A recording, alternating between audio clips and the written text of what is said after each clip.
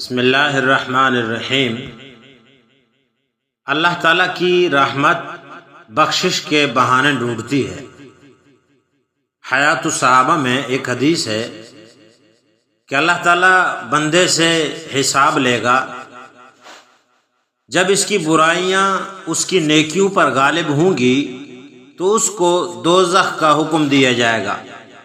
چنانچہ جب فرشتے اس کو دوزخ کی طرف لے جائیں گے تو اللہ تعالیٰ جبرائیل علیہ السلام سے فرمائے گا کہ میرے بندے کو لو اور اس کے پاس پہنچو اور اس سے پوچھو کہ کیا وہ دنیا میں کسی عالم کی مجلس میں بیٹھا ہے تاکہ میں اس عالم کی سفارش سے اس کو بخش دوں۔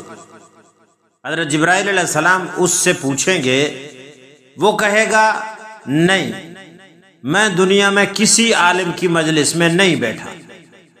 پس حضرت جبرائیل علیہ السلام عرض کریں گے کہ اے رب جلیل، تو اپنے بندے کا حال خوب جانتا ہے۔ اس نے کہا کہ نہیں۔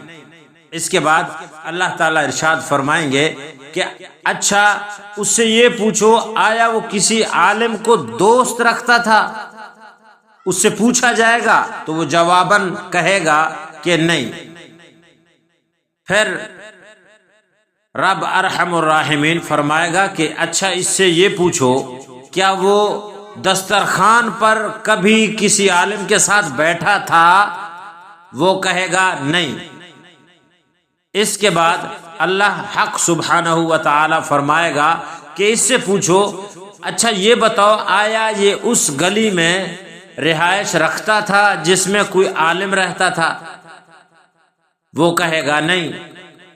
پھر خداوند عالم فرمائے گا، اچھا اس سے یہ پوچھو، آیا اس کا نام کسی عالم کے نام یا اس کا نسب کسی عالم کے نسب کے موافق ہے؟ وہ کہے گا نہیں۔ اللہ تعالیٰ فرمائے گا، اچھا اس سے یہ پوچھو، کسی ایسے شخص سے محبت رکھتا تھا جو کسی عالم کو محبوب رکھتا تھا؟ پس وہ کہے گا ہاں، میں ایسے شخص سے محبت کرتا تھا۔ تو پھر اللہ تعالیٰ حضرت جبرائیل علیہ السلام سے فرمائے گا، اس کا ہاتھ پکڑو اور اسے جنت میں داخل کرو، اس لیے کہ میں نے اس کو اسی وجہ سے بخش دیا۔ سبحان اللہ۔